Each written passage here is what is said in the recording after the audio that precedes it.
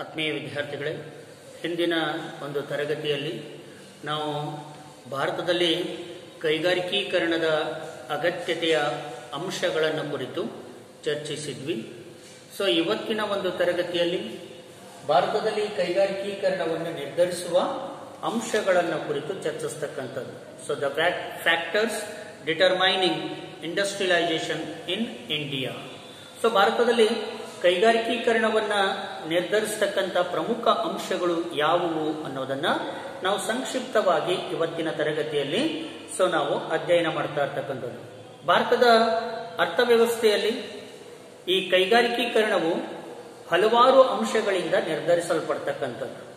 ಅವುಗಳನ್ನು ನಾವು ಸಂಕ್ಷಿಪ್ತವಾಗಿ ನಾವು ಈ ಕೆಳಗಿನಂತೆ ವಿವರಿಸಬಹುದು. ಸೊ ಮೊದಲನೆಯದಾಗಿ ಬರ್ತಕ್ಕಂಥದ್ದು ಬಂಡವಾಳದ ಲಭ್ಯತೆ, availability of capital. So this is also one of the major factors. There will be determinations of industrialization in India. So ಬಂಡವಾಳದ ಲಭ್ಯತೆಯು ಕೈಗಾರಿಕೀಕರಣವನ್ನ ನಿರ್ಧರಿಸುವ ಒಂದು ಪ್ರಮುಖ ಅಂಶವಾಗಿರ್ತಕ್ಕಂಥದ್ದು. ಸೊ ಈ ಕೈಗಾರಿಕೀಕರಣಗಳ ಸ್ಥಾಪನೆ ಮತ್ತು ಅವುಗಳ ಅಭಿವೃದ್ಧಿಗೆ ಸಾಕಷ್ಟು ಬಂಡವಾಳ ಲಭ್ಯವಿದ್ರೆ ಮಾತ್ರ ಕೈಗಾರಿಕೀಕರಣವನ್ನ ಸುಲಭವಾಗಿ ನಿರ್ವಹಿಸಿಕೊಂಡು ಹೋಗಲಿಕ್ಕೆ ಸಾಧ್ಯವಾಗುತ್ತೆ. ಬಂಡವಾಳದ ಕೊರತೆಯನ್ನ ಅನುಭವಿಸ್ತಾ ಇರತಕ್ಕಂಥ ನಮ್ಮಂತ ದೇಶಗಳಲ್ಲಿ ಕೈಗಾರಿಕಾ ಅಭಿವೃದ್ಧಿ ಅಥವಾ ಕೈಗಾರಿಕೀಕರಣವು ಅಷ್ಟು ಸುಲಭದ ಮಾತಲ್ಲ. ಅಂದ್ರೆ ಸುಲಭವಾಗಿ ಅವುಗಳನ್ನ ಅಭಿವೃದ್ಧಿ ಪಡಿಸಲಿಕ್ಕೆ ಸಾಧ್ಯ ಇಲ್ಲ. ಹಾಗಾಗಿ ಈ ಕೈಗಾರಿಕೆಗಳೆಲ್ಲವೂ ಕೂಡ ಬಂಡವಾಳವನ್ನ ಅವಲಂಬಿಸಿಕೊಂಡೇ ನಿರ್ವಹಣೆ ಆಗ್ತಕ್ಕಂಥದ್ದು. Without the capital there cannot be possibilities for the rapid achievement of the industrial development. ಬಂಡವಾಳವಿಲ್ಲದೆ, ಬಂಡವಾಳದ ಸಹಾಯವಿಲ್ಲದೆ ನಾವು ಕೈಗಾರಿಕೀಕರಣವನ್ನ ಅಥವಾ ಕೈಗಾರಿಕಾ ಕ್ಷೇತ್ರವನ್ನ ತೀವ್ರಗತಿಯಲ್ಲಿ ಅಭಿವೃದ್ಧಿ ಪಡಿಸಲಿಕ್ಕೆ ಸಾಧ್ಯ ಇಲ್ಲ. ಹಾಗಾಗಿ ಕೈಗಾರಿಕಾ ಅಭಿವೃದ್ಧಿ, ಕೈಗಾರಿಕೀಕರಣವು ಇಲ್ಲಿ ನಿರ್ಧಾರವಾಗಬೇಕು ಅಂತಂದ್ರೆ ಬಂಡವಾಳದ ಲಭ್ಯತೆ ಅತ್ಯವಶ್ಯಕ ಅನ್ನೋದು. ಅಂಡ್ ಸೆಕೆಂಡ್ ಒನ್ ಮೀನ್ಸ್ ಮೂಲ ಸೌಲಭ್ಯಗಳ ಅಸ್ತಿತ್ವ. ಮೂಲ ಸೌಲಭ್ಯಗಳ ಅಸ್ತಿತ್ವ. ಸೊ ಮೂಲ ಸೌಲಭ್ಯಗಳು ಇಲ್ಲಿ ಕೈಗಾರಿಕೀಕರಣಕ್ಕೆ ಅತ್ಯವಶ್ಯಕ. Infrastructure it is a very needful for the development of industrial sector. Without the infrastructure they cannot be possible for the industrialisation. ಇವತ್ತು ಮೂಲ ಸೌಕರ್ಯಗಳು ಇಲ್ಲದೆ, ಇನ್ಫ್ರಾಸ್ಟ್ರಕ್ಚರ್ ಇಲ್ಲದೆ ನಾವು ಕೈಗಾರಿಕಾ ಕ್ಷೇತ್ರವನ್ನ ತೀವ್ರಗತಿಯಲ್ಲಿ ಅಭಿವೃದ್ಧಿಯನ್ನು ಪಡಿಸಲಿಕ್ಕೆ ಸಾಧ್ಯ ಇಲ್ಲ. ಹಾಗಾಗಿ ಇವತ್ತು ಅದಿರುಗಳನ್ನ, ಲೋಹಗಳನ್ನ ಮತ್ತಿತರೆ ಕಚ್ಚಾ ವಸ್ತುಗಳನ್ನ ಮಾರುಕಟ್ಟೆಗೆ ಸಾಗಿಸಲಿಕ್ಕೆ ಉತ್ತಮ ಸಾರಿಗೆ ವ್ಯವಸ್ಥೆ ಅತ್ಯವಶ್ಯಕ. ವಿದ್ಯುತ್ ಶಕ್ತಿ, ಬ್ಯಾಂಕೋದ್ಯಮ ಇವುಗಳು ಸರಿಯಾದ ಸ್ಥಳದಲ್ಲಿ ನಮಗೆ ಲಭ್ಯವಿರತಕ್ಕಂಥದ್ದು. ಹಾಗೆಯೇ ಸರಿಯಾದ ಸ್ಥಳದಲ್ಲಿ ಭೂಮಿಯ ಲಭ್ಯತೆ ಮುಂತಾದವು ಕೂಡ ಈ ಕೈಗಾರಿಕಾ ಅಭಿವೃದ್ಧಿಗೆ ಅತ್ಯವಶ್ಯಕ. ಒಂದು ಕೈಗಾರಿಕೆಗಳನ್ನು ಸ್ಥಾಪನೆ ಮಾಡಬೇಕು, ಅಭಿವೃದ್ಧಿ ಪಡಿಸಬೇಕು ಅಂತಂದ್ರೆ ಒಂದು ಉತ್ತಮ ಸ್ಥಳದಲ್ಲಿ ನಮಗೆ ಲ್ಯಾಂಡ್ ಸಿಗಬೇಕು, ಭೂ ಲಭ್ಯತೆ ಇರಬೇಕು. ಹಾಗೆ ಅದಕ್ಕೆ ಬಂಡವಾಳವನ್ನ ಒದಗಿಸಲಿಕ್ಕೆ ಬ್ಯಾಂಕೋದ್ಯಮಗಳ ಸೇವೆ ಅತಿ ಅವಶ್ಯಕವಾಗಿರ್ತಕ್ಕಂಥದ್ದು. ವಿದ್ಯುತ್ ಶಕ್ತಿ, ಸಾರಿಗೆ ವ್ಯವಸ್ಥೆ, ಸಂಪರ್ಕ ಇವೆಲ್ಲ ಮೂಲ ಸೌಕರ್ಯಗಳು ವ್ಯವಸ್ಥಿತವಾಗಿ ಲಭ್ಯವಿದ್ರೆ ಮಾತ್ರ ನಾವು ಕೈಗಾರಿಕಾ ಕ್ಷೇತ್ರವನ್ನ ಬಹಳಷ್ಟು ತೀವ್ರಗತಿಯಲ್ಲಿ ಅಭಿವೃದ್ಧಿ ಪಡಿಸಬಹುದು.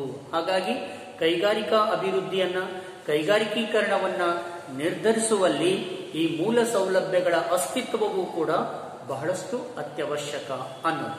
ಅಂಡ್ ಥರ್ಡ್ ಒನ್ ಈಸ್ ದಕ್ಷ ಮಾನವ ಶಕ್ತಿ. ದಕ್ಷ ಮಾನವ ಶಕ್ತಿ, ಎಫಿಷಿಯಂಟ್ ಮ್ಯಾನ್ ಪವರ್. ಸೊ ಇಲ್ಲಿ ದಕ್ಷರಾದ, ಕುಶಲತೆಯನ್ನು ಹೊಂದಿರತಕ್ಕಂಥ ಮತ್ತು ಸೂಕ್ತ ತರಬೇತಿಯನ್ನು ಪಡೆದಿರ್ತಕ್ಕಂತಹ ಜನರು ಈ ಕೈಗಾರಿಕೆಗಳ ಸ್ಥಾಪನೆ ಮತ್ತು ಅಭಿವೃದ್ಧಿಗೆ ಅತ್ಯವಶ್ಯಕ.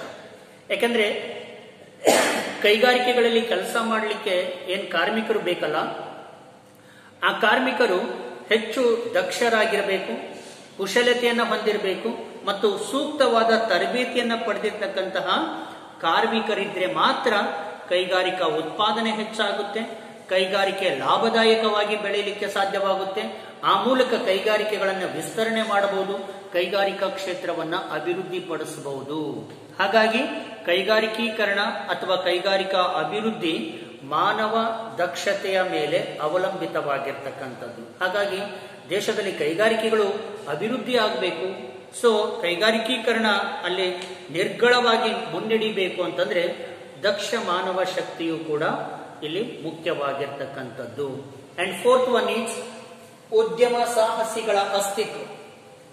ಉದ್ಯಮ ಸಾಹಸಿಗಳ ಅಸ್ತಿತ್ವ, ಎಕ್ಸಿಸ್ಟೆನ್ಸ್ ಆಫ್ ಎಂಟರ್ಪ್ರಿನರ್ಸ್. ಇಲ್ಲಿ ಕೈಗಾರಿಕೀಕರಣವು ಜರುಗಲಿಕ್ಕೆ ಸಾಹಸಿ ಉದ್ಯಮಿಶೀಲರ ಅಸ್ತಿತ್ವದ ಅವಶ್ಯಕತೆಯೂ ಕೂಡ ಇರ್ತಕ್ಕಂಥದ್ದು. ದೇಶದಲ್ಲಿ ಕೈಗಾರಿಕೆಗಳು ಹೆಚ್ಚು ಹೆಚ್ಚು ಸ್ಥಾಪನೆಯಾಗಬೇಕು, ವಿಸ್ತರಣೆಯಾಗಬೇಕು, ಉತ್ಪಾದನೆ ಹೆಚ್ಚಾಗಬೇಕು, ಅಭಿವೃದ್ಧಿ ಹೆಚ್ಚಾಗಬೇಕು ಅಂತಂದ್ರೆ ಧೈರ್ಯವಂತಹ ಸಾಹಸಿ ಉದ್ಯಮಿದಾರರು ಆ ದೇಶದಲ್ಲಿ ಇರಬೇಕು. ಯಾವ ದೇಶದಲ್ಲಿ ಸಾಹಸಿ ಉದ್ಯಮಿದಾರರಿದ್ದಾರೆ ಆ ದೇಶದಲ್ಲಿ ಕೈಗಾರಿಕೆಗಳು ಬಹಳಷ್ಟು ಉನ್ನತ ಮಟ್ಟದಲ್ಲಿ ಅಭಿವೃದ್ಧಿಯನ್ನ ಸಾಧಿಸಿರ್ತಕ್ಕಂಥದ್ದನ್ನ ನಾವಿಲ್ಲಿ ಕಾಣಬಹುದು ಅನ್ನೋದು. ಯಾಕೆಂದ್ರೆ ಬಂಡವಾಳವನ್ನ ತೊಡಗಿಸಿ ಗಂಡಾಂತರಗಳನ್ನ ಎದುರಿಸಿ ಹೊಸ ಉತ್ಪಾದನಾ ವಿಧಾನಗಳನ್ನ ಅನುಸರಿಸಿಕೊಂಡು ಉತ್ಪಾದನೆಯನ್ನ ಮಾಡುವಂತಹ ಸಾಹಸಿ ಉದ್ಯಮಿದಾರರು ಕೈಗಾರಿಕಾ ಅಭಿವೃದ್ಧಿಗೆ ಅತ್ಯವಶ್ಯಕ. ಹಾಗಾಗಿ ಈ ಮುಂದುವರಿದ ದೇಶಗಳು ಈ ರಭಸಗತಿಯಲ್ಲಿ ಕೈಗಾರಿಕಾ ಅಭಿವೃದ್ಧಿಯನ್ನು ಸಾಧಿಸಲಿಕ್ಕೆ ಯಾಕೆ ಸಾಧ್ಯವಾಗಿದೆ ಅಂತಂದ್ರೆ ಅಲ್ಲಿ ಸಾಹಸಿ ಉದ್ಯಮಶೀಲರು ಯಥೇಚ್ಛವಾದಂತಹ ಸಂಖ್ಯೆಯಲ್ಲಿ ಇರ್ತಕ್ಕಂಥದ್ದು. ಇವತ್ತು ಜಪಾನ್ನಂತ, ರಷ್ಯಾದಂತ, ಅಮೆರಿಕ, ಇಂಗ್ಲೆಂಡ್ನಂತ ದೇಶಗಳಲ್ಲಿ ಕೈಗಾರಿಕಾ ಕ್ಷೇತ್ರ ಇಷ್ಟೊಂದು ಮುಂಚೂಣಿಯಲ್ಲಿರಬೇಕಾದ್ರೆ, ಅಭಿವೃದ್ಧಿಯಲ್ಲಿರಬೇಕಾದ್ರೆ ಅದಕ್ಕೆ ಮೂಲ ಕಾರಣ ಏನು ಅಂತಂದ್ರೆ ಆ ದೇಶಗಳಲ್ಲಿ ಸಾಹಸಿ ಉದ್ಯಮಿದಾರರ ಸಂಖ್ಯೆ ಅತ್ಯಧಿಕವಾಗಿರ್ತಕ್ಕಂಥದ್ದು. ಹಾಗಾಗಿ ಯಾವ ದೇಶದಲ್ಲಿ ಸಾಹಸಿ ಉದ್ಯಮಿದಾರರ ಸಂಖ್ಯೆ ಹೆಚ್ಚಾಗಿರ್ತದೆಯೋ ಆ ದೇಶದಲ್ಲಿ ಕೈಗಾರಿಕೀಕರಣ ತೀವ್ರಗತಿಯಲ್ಲಿ ಬೆಳವಣಿಗೆಯತ್ತ ಸಾಗಿಕೊಂಡು ಹೋಗಿರ್ತಕ್ಕಂಥದ್ದು. ಹಾಗಾಗಿ ಈ ಸಾಹಸಿ ಉದ್ಯಮಶೀಲರು ಕೊರತೆಯಿಂದಾಗಿ ಭಾರತದಲ್ಲಿ ಸಾಹಸಿ ಉದ್ಯಮಶೀಲರ ಕೊರತೆಯಿಂದಾಗಿ ಭಾರತದಲ್ಲಿ ಕೈಗಾರಿಕೀಕರಣ ಒಂದು ರೀತಿ ನಿಧಾನಗತಿಯಲ್ಲಿ, ಮಂದಗತಿಯಲ್ಲಿ ಸಾಗ್ತಾ ಇರತಕ್ಕಂಥದ್ದು. ಬೇರೆ ಅಭಿವೃದ್ಧಿ ಹೊಂದಿದ ದೇಶಗಳಿಗೆ ನಾವು ಹೋಲಿಕೆ ಮಾಡಿದ್ರೆ ಭಾರತದಲ್ಲಿ ಸಾಹಸಿ ಉದ್ಯಮಶೀಲರ ಸಂಖ್ಯೆ ಕಡಿಮೆ ಇರೋದ್ರಿಂದಲೇ ನಮ್ಮ ದೇಶದಲ್ಲಿ ಕೈಗಾರಿಕಾ ಅಭಿವೃದ್ಧಿ ನಿಧಾನಗತಿಯಲ್ಲಿ ಸಾಗಿಕೊಂಡು ಹೋಗ್ತಾ ಇರ್ತಕ್ಕಂಥದ್ದು. ಈ ಒಂದು ಸಾಹಸಿ ಉದ್ಯಮಿಗಳ ಅಸ್ತಿತ್ವವೂ ಕೂಡ ಕೈಗಾರಿಕೀಕರಣವನ್ನ ನಿರ್ಧರಿಸುವಲ್ಲಿ ಪ್ರಮುಖ ಪಾತ್ರವನ್ನ ವಹಿಸ್ತಾ ಇದೆ ಅನ್ನೋದು. ಅಂಡ್ ನೆಕ್ಸ್ಟ್ ಫಿಫ್ತ್ ಒನ್ ಸೂಕ್ತ ತಂತ್ರಜ್ಞಾನ, ಅಪ್ರಾಪರೇಟ್ ಟೆಕ್ನಾಲಜಿ ಅಂತ ಕರೀತಾರೆ. ಸರಿಯಾದ ಉತ್ಪಾದನಾ ವಿಧಾನ ಮತ್ತು ತಂತ್ರಜ್ಞಾನ ಈ ಕೈಗಾರಿಕೀಕರಣಕ್ಕೆ ಅತ್ಯವಶ್ಯಕ. ಬಂಡವಾಳವನ್ನೇ ಅತ್ಯಧಿಕವಾಗಿ ಬಳಸುವ ಉತ್ಪಾದನಾ ವಿಧಾನದಲ್ಲಿ ಕೈಗಾರಿಕೀಕರಣವು ರಭಸಗತಿಯಲ್ಲಿ ಜರುಗ್ತಾ ಇರತಕ್ಕಂಥದ್ದು. ಅಂದ್ರೆ ಬಂಡವಾಳವನ್ನೇ ಅಧಿಕವಾಗಿ ಬಳಸುವ ಉತ್ಪಾದನಾ ವಿಧಾನದಲ್ಲಿ ಕೈಗಾರಿಕೀಕರಣ ಬಹಳಷ್ಟು ವೇಗದ ಗತಿಯಲ್ಲಿ ಜರುಗುತ್ತಾ ಇರತಕ್ಕಂಥದ್ದು. ಆದರೆ ಇಲ್ಲಿ ಜನಸಂಖ್ಯೆ ಬಾಹುಳ್ಯವನ್ನ ಹೊಂದಿರತಕ್ಕಂತಹ ಭಾರತದಲ್ಲಿ ಶ್ರಮಸಾಂದ್ರ ತಂತ್ರವನ್ನ ಹೆಚ್ಚಾಗಿ ನಾವು ಅವಲಂಬಿಸಿಕೊಂಡಿರ್ತಕ್ಕಂಥದ್ದು. ಇಲ್ಲಿ ಕೈಗಾರಿಕೆ ಉತ್ಪಾದನೆ ಹೆಚ್ಚಾಗಬೇಕು, ಉತ್ಪಾದನೆಯ ಗುಣಮಟ್ಟ ಸುಧಾರಣೆ ಆಗಬೇಕು ಅಂತಂದ್ರೆ ಅತ್ಯಾಧುನಿಕ ತಂತ್ರಜ್ಞಾನವನ್ನು, ಸೂಕ್ತವಾದ ತಂತ್ರಜ್ಞಾನವನ್ನು ಅಳವಡಿಸಿಕೊಳ್ಬೇಕು. ಅಲ್ಲಿ ಅತ್ಯಾಧುನಿಕ ತಂತ್ರಜ್ಞಾನವನ್ನ, ಸೂಕ್ತವಾದ ತಂತ್ರಜ್ಞಾನವನ್ನ ಅಳವಡಿಸಿಕೊಳ್ಬೇಕು ಅಂತಂದ್ರೆ ಅತ್ಯಧಿಕವಾದ ಬಂಡವಾಳ ಬೇಕು. ಸೊ ಹಾಗಾಗಿ ಇಲ್ಲಿ ಭಾರತದಲ್ಲಿ ಬಂಡವಾಳದ ಕೊರತೆ ಇರೋದ್ರಿಂದ ಇಲ್ಲಿ ಅತ್ಯಾಧುನಿಕ ತಂತ್ರಜ್ಞಾನವನ್ನ, ಸೂಕ್ತ ತಂತ್ರಜ್ಞಾನವನ್ನ ಕೈಗಾರಿಕಾ ಕ್ಷೇತ್ರದಲ್ಲಿ ಅಳವಡಿಸಿಕೊಳ್ಳಲಿಕ್ಕೆ ಸಾಧ್ಯವಾಗ್ತಾ ಇಲ್ಲ. ಯಾಕಂದ್ರೆ ಭಾರತ ಶ್ರಮ ತಂತ್ರಜ್ಞಾನವನ್ನ ಅಥವಾ ಶ್ರಮಸಾಂದ್ರ ತಂತ್ರವನ್ನ ಹೆಚ್ಚಾಗಿ ಬಳಸಿಕೊಂಡಿರ್ತಕ್ಕಂಥದ್ದು. ಯಾಕಂದ್ರೆ ನಮ್ಮ ದೇಶದಲ್ಲಿ ಜನಸಂಖ್ಯೆ ಬಹಳ ಇರ್ತಕ್ಕಂಥದ್ದು. ಸೊ ಮಾನವನ ಶ್ರಮದ ಮೂಲಕ ಉತ್ಪಾದನೆ ಮಾಡ್ತಕ್ಕಂಥ ಪ್ರಮಾಣ ಹೆಚ್ಚಾಗಿದೆಯೇ ವಿನಃ ತಂತ್ರಜ್ಞಾನದ ಮೂಲಕ, ಯಂತ್ರೋಪಕರಣಗಳ ಮೂಲಕ ಉತ್ಪಾದನಾ ಸಾಮರ್ಥ್ಯ ಕಡಿಮೆ ಇರ್ತಕ್ಕಂಥದ್ದು. ಇದು ನಮ್ಮ ದೇಶದಲ್ಲಿ ಕೈಗಾರಿಕೀಕರಣ ಮಂದಗತಿಯಲ್ಲಿ ಸಾಗಲಿಕ್ಕೆ ಕಾರಣವಾಗಿರ್ತಕ್ಕಂಥದ್ದು. ಅಂಡ್ ಸಿಕ್ಸ್ತ್ ಒನ್, ಕೈಗಾರಿಕಾ ನೀತಿಯ ಧೋರಣೆ. ಸೊ ಕೈಗಾರಿಕೆಗಳ ಸ್ಥಾಪನೆ ಮತ್ತು ಅಭಿವೃದ್ಧಿಗೆ ಸಂಬಂಧಿಸಿದಂತೆ ಸಮರ್ಪಕವಾದ ಈ ನೀತಿ ಧೋರಣೆಯನ್ನ ಸರ್ಕಾರ ಅನುಸರಿಸಬೇಕು. 1998ರಲ್ಲಿ ಭಾರತದಲ್ಲಿ ಪ್ರಾರಂಭಿಸಲಾದಂತೆ ಅನೇಕ ಕೈಗಾರಿಕಾ ನೀತಿಗಳನ್ನು ಅಳವಡಿಸಿಕೊಳ್ಳಲಾಗಿದೆ. ಇವತ್ತು ಕೈಗಾರಿಕೆಗಳ ಸ್ಥಾಪನೆ, ಅವುಗಳ ಅಭಿವೃದ್ಧಿಗೆ ಸಂಬಂಧಪಟ್ಟಂತೆ ಸರ್ಕಾರ ಸಮರ್ಪಕವಾದ ಕೈಗಾರಿಕಾ ನೀತಿಗಳನ್ನ ಅನುಷ್ಠಾನಕ್ಕೆ ತರಬೇಕು. ಸ್ವಾತಂತ್ರ್ಯ ಬಂದಾಗಿನಿಂದ ಹಲವಾರು ಕೈಗಾರಿಕಾ ನೀತಿಗಳನ್ನ ಭಾರತ ಸರ್ಕಾರ ಘೋಷಣೆ ಮಾಡಿರ್ತಕ್ಕಂಥದ್ದು. ಸೊ ಭಾರತದಲ್ಲಿ 1948ರಿಂದ ಪ್ರಾರಂಭಿಸಲಾದಂತೆ ಅನೇಕ ಕೈಗಾರಿಕಾ ನೀತಿಗಳನ್ನ ಸರ್ಕಾರ ಅಳವಡಿಸಲಾಗಿರ್ತಕ್ಕಂಥದ್ದು. ಸೊ ಆದರೆ ಬದಲಾದ ಪರಿಸ್ಥಿತಿಗಳಿಗೆ ಅನುಗುಣವಾಗಿ ಈ ಕೈಗಾರಿಕಾ ನೀತಿಯ ಧೋರಣೆಗಳನ್ನ ನಾವು ಮಾರ್ಪಾಡು ಮಾಡಬೇಕು, ಮರುಪರಿಶೀಲನೆ ಮಾಡಬೇಕು, ಪರಿಷ್ಕೃತ ನೀತಿಯನ್ನ ಅಳವಡಿಸಿಕೊಳ್ಳಬೇಕು. ಹಾಗಾಗಿ ತ್ವರಿತ ಕೈಗಾರಿಕೀಕರಣದ ದೃಷ್ಟಿಯಿಂದ ಭಾರತದಲ್ಲಿ ಇನ್ನೂ ಹೆಚ್ಚು ಸಮಂಜಸವಾದಂಥ ಕೈಗಾರಿಕಾ ನೀತಿ ಅತ್ಯವಶ್ಯಕ.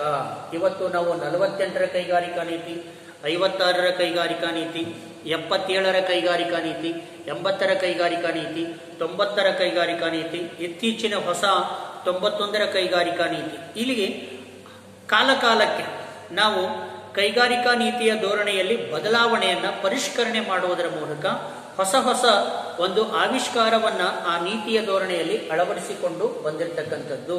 ಹಾಗಾಗಿ ನಮ್ಮಂತ ದೇಶದಲ್ಲಿ ಇನ್ನೂ ಕೈಗಾರಿಕೆಗಳು ತೀವ್ರಗತಿಯಲ್ಲಿ ಅಭಿವೃದ್ಧಿಯನ್ನು ಸಾಧಿಸಬೇಕು ಅಂತಂದ್ರೆ ಇನ್ನೂ ಹೆಚ್ಚು ಸಮಂಜಸವಾದಂತಹ ಕೈಗಾರಿಕಾ ನೀತಿಯ ಅವಶ್ಯಕತೆ ನಮ್ಮಂತ ದೇಶಗಳಿಗೆ ಇರ್ತಕ್ಕಂಥದ್ದು ಅನ್ನೋದು. And last 7th one, so ಪ್ರಗತಿಪರ ರಫ್ತು ನೀತಿ, ಪ್ರೋಗ್ರೆಸಿವ್ ಎಕ್ಸ್ಪೋರ್ಟ್ ಪಾಲಿಸಿ ಅಂತ ಕರೀತಾರೆ. ಪ್ರಗತಿಪರ ರಫ್ತು ನೀತಿ. ಸೊ ಕೈಗಾರಿಕಾ ಉತ್ಪನ್ನಗಳನ್ನ ವಿದೇಶಿ ಮಾರುಕಟ್ಟೆಗಳಲ್ಲಿ ಲಾಭದಾಯಕವಾಗಿ ಮಾರಾಟ ಮಾಡಲು ಅವಕಾಶಗಳಿರಬೇಕು. ಆಗ ಕೈಗಾರಿಕಾ ಅಭಿವೃದ್ಧಿಯನ್ನು ಹೆಚ್ಚಿಸಲಿಕ್ಕೆ ಮತ್ತು ರಫ್ತುಗಳಿಂದ ಹೇರಳವಾದ ಮೊತ್ತದ ವಿದೇಶಿ ವಿನಿಮಯವನ್ನ ಗಳಿಸಲಿಕ್ಕೆ ಸಾಧ್ಯವಾಗ್ತಕ್ಕಂಥದ್ದು. ಸೊ ಭಾರತದಲ್ಲಿ ಈ ಕೈಗಾರಿಕಾ ಉತ್ಪನ್ನಗಳ ರಫ್ತು ವೃದ್ಧಿಗೆ ಇತ್ತೀಚಿನ ವರ್ಷಗಳಲ್ಲಿ ಮಹತ್ವದ ಕಾರ್ಯಕ್ರಮಗಳನ್ನು ಭಾರತ ಸರ್ಕಾರ ಕೈಗೊಂಡಿರ್ತಕ್ಕಂಥದ್ದನ್ನ ನಾವಿಲ್ಲಿ ಕಾಣ್ತಾ ಇದ್ದೀವಿ. ಅಂದ್ರೆ ದೇಶದಲ್ಲಿ ಕೈಗಾರಿಕೆಗಳು ಅಭಿವೃದ್ಧಿ ಆಗಬೇಕು, ಕೈಗಾರಿಕಾ ಉತ್ಪಾದನೆ ಹೆಚ್ಚಾಗಬೇಕು ಅಂತಂದ್ರೆ ಆ ಕೈಗಾರಿಕಾ ಉತ್ಪನ್ನಗಳನ್ನ ವಿದೇಶಿ ಮಾರುಕಟ್ಟೆಗಳಲ್ಲಿ ಲಾಭದಾಯಕವಾಗಿ ಮಾರಾಟ ಮಾಡಲಿಕ್ಕೆ ಅವಕಾಶಗಳು ಇರಬೇಕು. ಆಗ ಕೈಗಾರಿಕಾ ಅಭಿವೃದ್ಧಿಯನ್ನ ಹೆಚ್ಚಿಸಲಿಕ್ಕೆ ಮತ್ತು ರಫ್ತುಗಳಿಂದ ಅತ್ಯಧಿಕ ಮೊತ್ತದ ವಿದೇಶಿ ವಿನಿಮಯವನ್ನ ನಾವು ಗಳಿಕೆ ಮಾಡಲಿಕ್ಕೆ ಸಾಧ್ಯವಾಗ್ತಕ್ಕಂಥದ್ದು. ಹಾಗಾಗಿ ಭಾರತದಲ್ಲಿ ಈ ಒಂದು ಕೈಗಾರಿಕಾ ಉತ್ಪನ್ನಗಳ ರಫ್ತು ವೃದ್ಧಿಗೆ ಇತ್ತೀಚಿನ ವರ್ಷಗಳಲ್ಲಿ ಭಾರತ ಸರ್ಕಾರ ಮಹತ್ವದ ಕಾರ್ಯಕ್ರಮಗಳನ್ನ ಹಮ್ಮಿಕೊಂಡಿರ್ತಕ್ಕಂಥದ್ದು. ಕೈಗಾರಿಕಾ ಉತ್ಪಾದಕತೆಯನ್ನ ಜಗತ್ತಿನ ವಿವಿಧ ಮಾರುಕಟ್ಟೆಗಳಿಗೆ ರಫ್ತು ಮಾಡೋದ್ರ ಮೂಲಕ ವಿದೇಶಿ ವಿನಿಮಯ ಗಳಿಕೆಯಲ್ಲಿ ಬಹಳಷ್ಟು ಪ್ರಮುಖ ಪಾತ್ರವನ್ನು ವಹಿಸ್ತಾ ಇರ್ತಕ್ಕಂಥದ್ದು. ಸೊ ಹಾಗಾಗಿ ಇವತ್ತು ಭಾರತದಲ್ಲಿ ಈ ಕೈಗಾರಿಕೀಕರಣವನ್ನ ನಿರ್ಧರಿಸಬೇಕಾದ್ರೆ ಇವೆಲ್ಲ ಅಂಶಗಳು ಕೂಡ ಬಹಳಷ್ಟು ತನ್ನದೇ ಆದಂತಹ ಕೊಡುಗೆಯನ್ನ ನೀಡಬೇಕು. ಹಾಗಿದ್ದಾಗಲೇ ಮಾತ್ರ ದೇಶದ ಕೈಗಾರಿಕಾ ಅಭಿವೃದ್ಧಿ ಮತ್ತು ಬೆಳವಣಿಗೆಯಾಗಲಿಕ್ಕೆ ಸಾಧ್ಯವಾಗ್ತಕ್ಕಂಥದ್ದು. ಇದಿಷ್ಟು ಭಾರತದಲ್ಲಿ ಕೈಗಾರಿಕೀಕರಣವನ್ನ ನಿರ್ಧರಿಸತಕ್ಕಂತಹ ಅಂಶಗಳು. ವಿದ್ಯಾರ್ಥಿಗಳೇ, ಮುಂದಿನ ಒಂದು ತರಗತಿಯಲ್ಲಿ ಕೈಗಾರಿಕಾ ನೀತಿಯನ್ನ ಕುರಿತು ಚರ್ಚಿಸೋಣ. Industrial policy. ಈಗ ನಮ್ಮ ದೇಶದಲ್ಲಿ ಕೈಗಾರಿಕೆಗಳನ್ನು ಅಭಿವೃದ್ಧಿಪಡಿಸಲಿಕ್ಕೆ ಯಾವ್ಯಾವ ರೀತಿ ಕೈಗಾರಿಕಾ ನೀತಿಗಳನ್ನ ಅನುಷ್ಠಾನಕ್ಕೆ ತರಲಾಯಿತು, ಯಾವ್ಯಾವ ಕೈಗಾರಿಕಾ ನೀತಿಗಳಲ್ಲಿ ಕೈಗಾರಿಕಾ ಅಭಿವೃದ್ಧಿಯಲ್ಲಿ ಆ ನೀತಿಗಳ ಪಾತ್ರ ಎಷ್ಟು ಎಂಬುದನ್ನು ನೆಕ್ಸ್ಟ್ ಕ್ಲಾಸಲ್ಲಿ ನಾವು ತಿಳಿದುಕೊಳ್ಳೋಣ. ಧನ್ಯವಾದಗಳು.